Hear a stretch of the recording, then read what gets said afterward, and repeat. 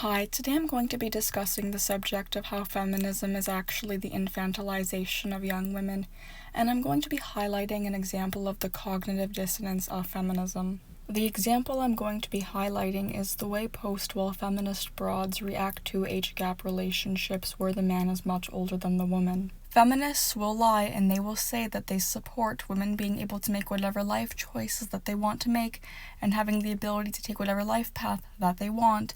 However, it becomes apparent that this is not the case due to the fact that if a woman who is 20 years old wants to be in a relationship with a man who is 50, feminists will go against everything that they just said about how they think that women should be able to make whatever life choices that they want to make.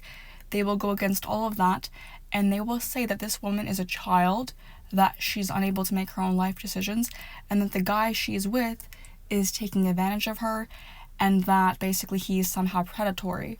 Now here's the cognitive dissonance. 1 minute ago you said that she's a strong, independent woman who can make whatever life choices that she wants to make, and now you are saying that this woman is a child and she's unable to make her own life decisions.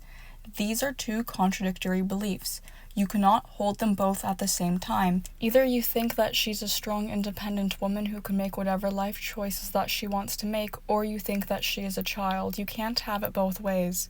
And I think by holding these two contradictory beliefs, feminists end up making women look very stupid, and it makes it very difficult to take women seriously.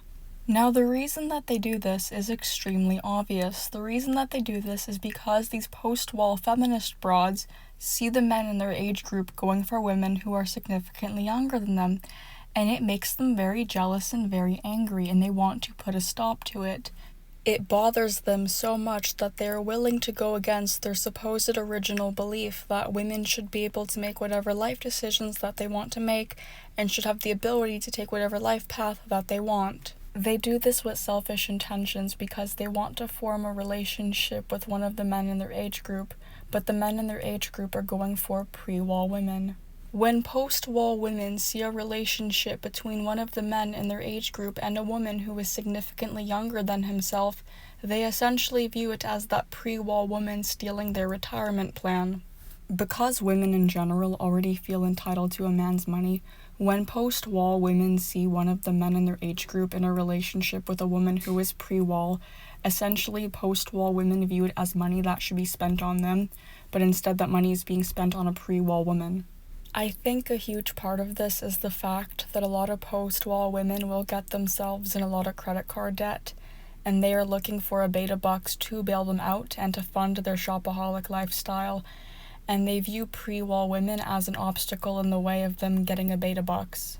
These post-wall broads are so delusional that they think the men in their age group would be giving them money if it wasn't for pre-wall women. A post-wall woman feels so entitled that she doesn't even view a man's money as his own money, that he can spend however he likes. She views it as money that could be spent on her to fund her shopaholic lifestyle and to bail her out of her credit card debt.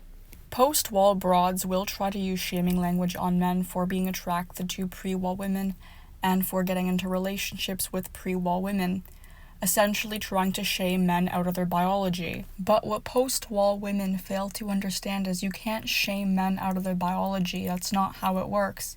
You can't shame anybody out of their biology.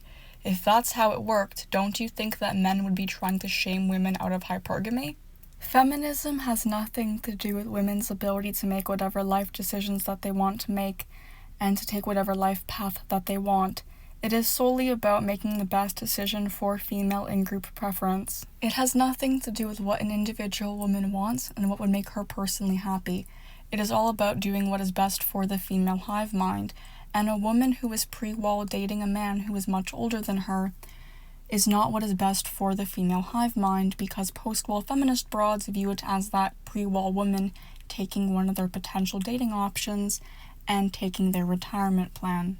Post-wall feminist broads attempt to sabotage relationships between pre-wall women and much older men by telling the woman that the reason why he's with her is because he's controlling, that's why he wants a woman who is much younger than him. They will essentially try to insult the pre-wall woman's partner by saying that something is wrong with him and that's why he's with her, because women his age would know that something is wrong with him, and they're just insulting the guy to the guy's partner, basically. They attempt to gaslight pre-wall women into believing that they are children who are unable to make their own life decisions, and I think this honestly makes women who are pre-wall feel like they are trapped and like they have no control of their own lives. And I think this mindset that post-wall feminist broads have gaslighted pre-wall women into having has essentially made it so pre-wall women don't want to make the best decisions for themselves, and they don't want to take control of their own lives, and they don't want to take accountability. The actual people who are oppressing women are not men, it's feminists. Feminists have gaslighted women into having this victim mentality that makes them feel like they have no control of their own lives. I think another reason why post-wall feminist broads like to act like a woman who's in her 20s is like a child is because women in general don't like taking accountability for their actions. So by acting like a woman who's in her 20s is a child, post-wall feminist broads, when telling a story about something stupid that they did when they were in their 20s, they can say, "Oh, I was only 20, as an excuse for being a complete idiot, and avoid taking accountability for their actions.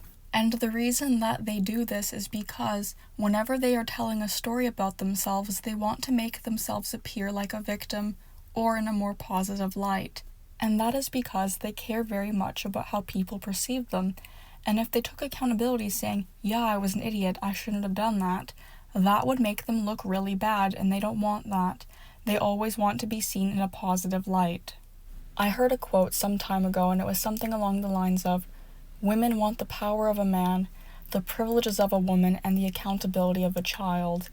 And I think that really explains this perfectly. Oftentimes, post-wall broads, when they see one of the men in their age group in a relationship with a pre-wall woman, they will try to destroy his self-esteem by saying that the only reason why she's with him is for his money. They do this to destroy his self-confidence and to create self-esteem issues regarding his physical appearance, and to make him doubt whether or not the woman he's with actually finds him physically attractive. By saying this, she is essentially telling him that the only person who would ever find him physically attractive is one of the women in his age group, and that any woman who is pre-wall who dates him is only doing so for money. It is very much like when manipulators say things like, "No one else would love you as much as I do," or "No one else would ever love you." She is trying to project onto pre-wall women that they only get into relationships with much older men for money because she herself is looking for a retirement plan and someone to fund her shopaholic lifestyle and pay off the credit card debt that she's accumulated through spending money frivolously. Now, before somebody completely misunderstands everything that I'm saying, I'm not saying that pre-wall women aren't hypergamous, and I'm not saying that they never get into relationships with older men for money. What I am saying, though, is that women, regardless of age, are hypergamous. It doesn't matter if a broad is 20 or 50, at the end of the day, women just want money. As always, I hope you guys enjoyed this video. If you did, please press the like button and subscribe if you enjoy hearing me analyze female nature. See you guys again next time.